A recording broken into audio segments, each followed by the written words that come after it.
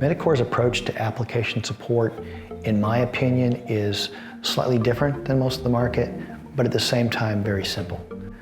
We look at it as a very holistic and simplified concept, but yet based on very complicated processes that I've developed over the years with dozens upon dozens of clients. We look at application support as being something that's provided as a service. It's not necessarily about the particular individual who may be providing that service or the particular organization's experience with any particular application. It's about bringing to bear the right resources at the right time to be able to support a number of applications for our clients. We're often thought of in the legacy environment to come in and take over the operation and support of an application that a client's getting off of. I actually don't like the word legacy. Legacy to me means soon to die off. But if you're on an application, you're still on it for the next 2 years as you're shifting to something else. So that nurse in the unit, that is still the production system and should be treated as such. So to me, there really isn't such a thing as legacy until maybe the last 6 months before they turn it off and switch to the new one. However, MediQore can be utilized in a number of additional ways other than just the legacy environment. We obviously do a lot of work in the production work of applications that people plan to be on for some time, but maybe are having trouble staffing. That's a common place we're brought in. During optimizations or upgrades to be able to offset some of their staff's current responsibilities and tasks, take those over while they may be participating in a large upgrade or optimization.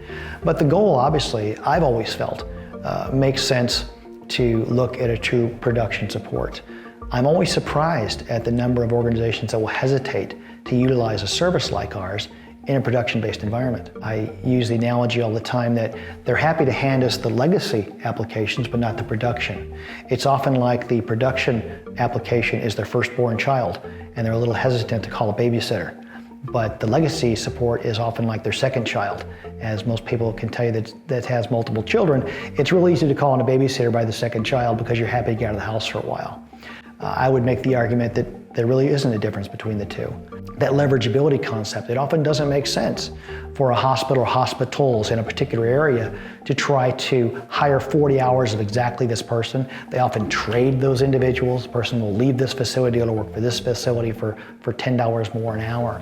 We can alleviate those problems by outsourcing, a word that I often don't even like to use because it has some negative connotations, but that's what it is. By outsourcing the support to us and letting us leverage the expertise needed at any particular day on that particular opportunity.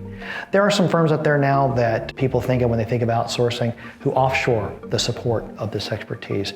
That is not something I think that's a viable alternative for true Tier 2 support. It is just in my opinion not viable to expect a nurse to have to call someone offshore to deal with a particular issue. So all of our work is done onshore.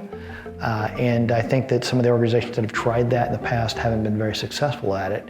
But when it comes to the customer service satisfaction of being able to deal with a particular individual who knows your application, who knows you, I think the onshore component is critical.